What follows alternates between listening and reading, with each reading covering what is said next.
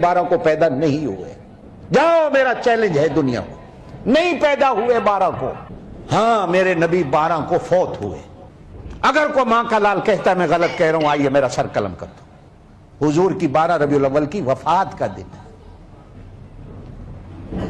ये आपकी मर्जी है, वफात वाले दिन आप झंडियां लगाएं, हलवे खाएं, आपकी मर्जी है, मैं तो आपको नहीं रोकता। हुजूर की पैदाइश 9 रबीउल अव्वल की। कुछ लोगों ने लिखा 8 रबीउल अव्वल की, कुछ लोगों ने लिखा 12 रबीउल अव्वल, लेकिन पूरी उम्मत के उलमा का इत्तेफाक है कि हुजूर की वफात 12 को हुई। आज से 40-50 साल पहले इसको 12 वफात कहा जाता था। यह लड़ाई का मसला नहीं है, यह फितने फिरके की बात नहीं है। तंग आकर हर बंदा लगा हुआ है, हर जो नहीं मनाता वो काफिर है, जो नहीं मनाता वो काफिर है। असल दीन ये है, असल ईद ये है। बिस्मिल्लाहिर्रहमानिर्रहीम। हज़रात, आपने उल्लू को देखा होगा जो सुबह सूरज निकलता है तो दरख्तों के साथ उल्टा लटक जाता है, उसको सूरज पसंद नहीं आता। नूरे सूरज का वो दुश्मन है, मुखालिफ है। जब तक सूरज बुलंद नहीं होता उस वक्त तक वो उल्टा लटका रहता है। ऐसे ही कुछ मौलवियों की हालत है कि जो ही मिलाद शरीफ का मौका आता है, नूरे नबी रबीउल नूर शरीफ जलवागर होता है, तो उनकी चीखें आसमानों तक बुलंद होना शुरू हो जाती है। अगर कभी पहले उन्होंने चेहरे पर तेल भी लगा लिया हो तो रबीउल अव्वल में वो तेल भी नहीं लगाते कि कहीं हमारा चेहरा जो है वो खूबसूरत नजर ना आए। वैसे खूबसूरत होते नहीं, उसकी वजह यह है कि खूबसूरत बंदा नूर से होता है और ये तो नूर के मुनकर है। मौलवी मौसूफ जिसका क्लिप आपने समाप्त किया, वो बड़ी डटाई से कह रहा था कि 12 रबीउल अव्वल शरीफ को मैं मानता हूँ, मनाता नहीं हूँ। तुम्हारी क्या औकात है ना मनाने की? तुम कौन होते हो मनाने वाले? हकीकत यह है कि अल्लाह और उसके रसूल ने तुझे पसंद नहीं किया। अगर अल्लाह चाहता तो नबी की विलादत पर शैतान न रोता, लेकिन वो रोया। जैसा कि हाफिज इब्ने खुल्दून ने भी लिखा है और इमाम सुहैली ने भी इसको नकल किया है कि शैतान 4 मरतबा रोया और चीख चीख कर, चिल्ला चिल्ला कर रोता रहा। जब जन्नत से निकाला गया पहली मर्तबा उस वक्त रोया, और दूसरी मर्तबा उस वक्त रोया जब मेरे आका इस दुनिया में जलवा कर हुई। हुजूर की विलादत अक़दस वाले दिन शैतान रोया, मुंह पीटा, शक्ल गंदी बनाई।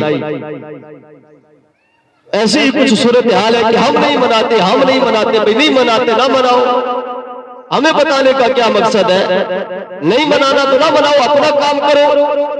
जी 12 रबीउल अव्वल को हुजूर पैदा ही नहीं हुए, नबी की विलादत ही 12 रबीउल अव्वल की नहीं है।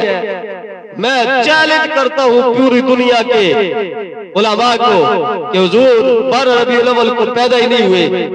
ले अब तेरे चैलेंज को मैं तेरे सामने रखने लगा हूं।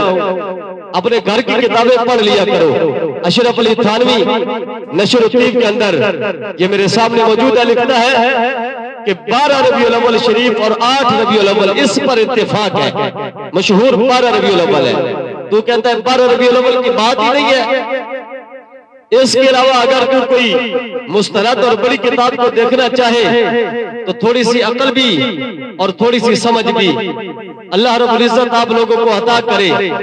तो हजरत सैयदना इब्ने अब्बास और हजरत जाबिर रज़ी अल्लाह तआला अन्हु उनका फरमान है, फरमाते हैं कि नबी पाक अलैहिस्सलातु वस्सलाम की विलादत अक़दस आमुल फील पीर के रोज 12 रबीउल अव्वल को हुई।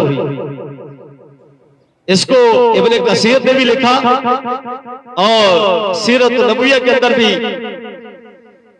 मौजूद है, अल बिदाया व निहाया भी मौजूद है। इसके अलावा इमाम ज़रक़ानी रहमतुल्लाहि तआला अलैह ने शरह ज़रक़ानी के अंदर लिखा कि नबी पाक अलैहिस्सलातु वस्सलाम की विलादत अक़दस 12 रबीउल अव्वल को है।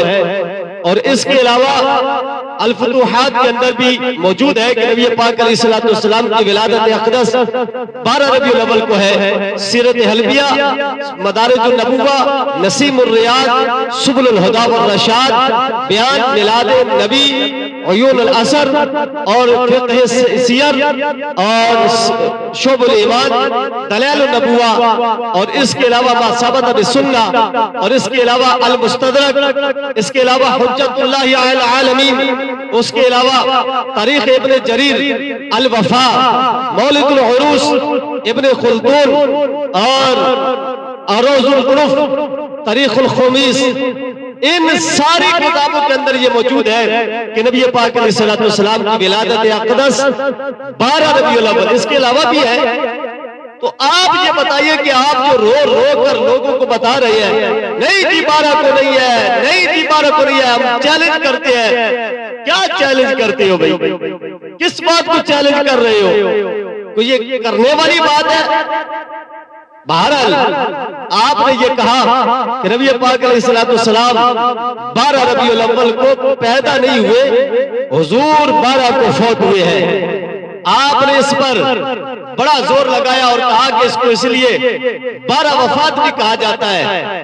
وہ تمہاری طرح کے خبیث ہیں جو 12 وفات کہتے ہیں، اور انہوں نے بھی یہ مشہور کیا تھا۔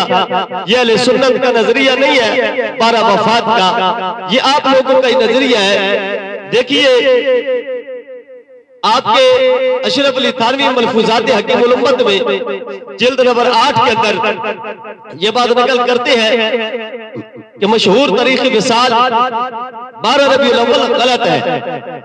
آگے کہا کہ ایک صاحب کے سوال کے جواب میں فرمایا کہ حضور صلی اللہ علیہ وسلم کی تاریخ وفات ربیع الاول کی 12 غلط مشہور ہے۔ نامی تاریخ کو حضور نے حج کیا اور وہ جمعہ کا دن تھا اور اسی سال وفات ہوئی اور 2 شنبہ کو ہوئی۔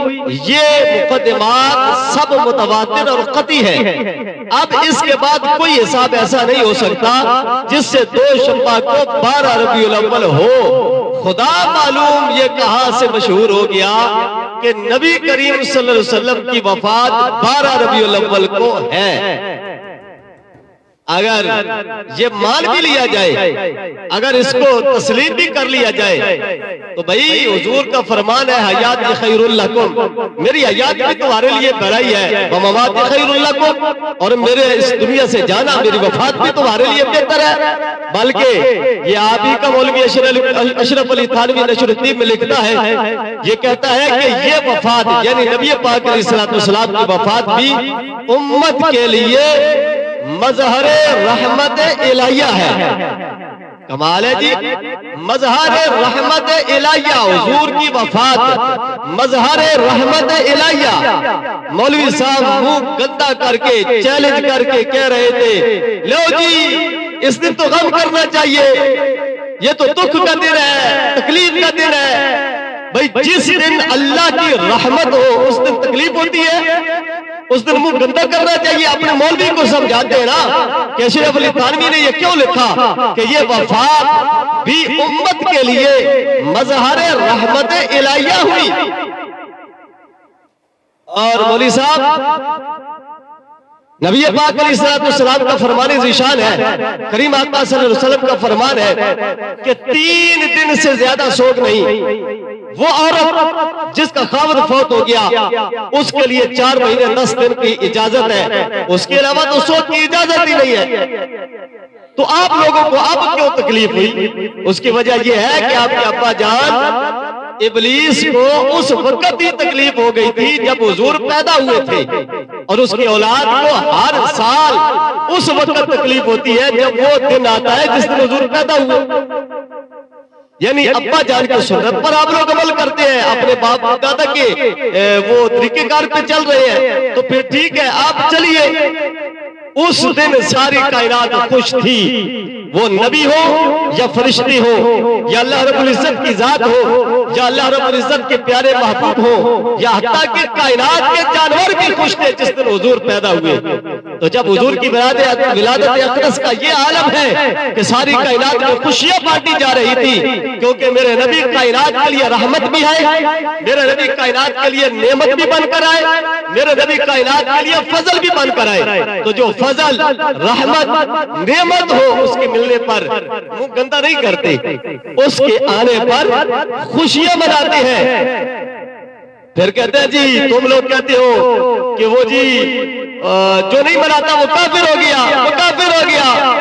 اور بھائی ہم نے آپ کو کافر نہیں کیا، کہا تم خود اپنے آپ کو کافر کہہ رہے ہو. کس جگہ پہ لکھا ہے کہ جو نبی کا میلاد نہیں مناتا وہ کافر ہے؟ کس نے کہا ہے؟ تم خود ہی کہہ رہے ہو. ہمارے اہل سنت میں کافی لوگ ایسے ہیں جو گھروں میں میلاد شریف نہیں کر سکتے، تو ہم نے تو نہیں یہ فتویٰ دیا. ہاں جس کو تکلیف ہو اس کے بارے میں ہم یہ ضرور کہتے ہیں کہ نثار تیری چہل پہل پہ ہزاروں عید ربیع الاول سوائے ابلیس کے جہاں میں سبھی تو خوشیاں منا رہے ہیں. ہم تو شیطان کو چھیڑتے ہیں، شیطان کو تنگ کرتے ہیں، شیطان کو چڑھاتے ہیں. پتہ نہیں آپ لوگ کیوں چڑھتے ہیں بھائی؟ یہ آپ لوگوں کا اپنا مسئلہ ہے بھائی، نہ چڑھا کرے. ہم شیطان کو چھیڑ رہے ہیں، شیطان کو تنگ کر رہے ہیں. آپ لوگوں کو تو ہم نے نہیں کہا.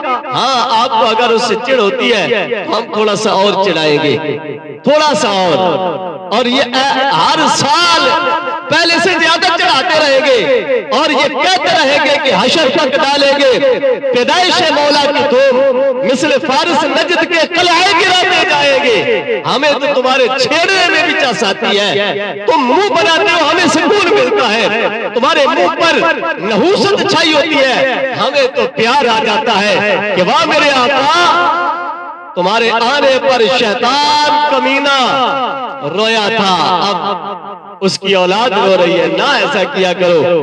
ہم یہ کہیں گے اور کہتے رہیں گے کہ مٹ گئے مٹتے ہیں مٹ جائیں گی عادات تیرے، نہ مٹا ہے نہ مٹے گا کبھی چرچا تیرا.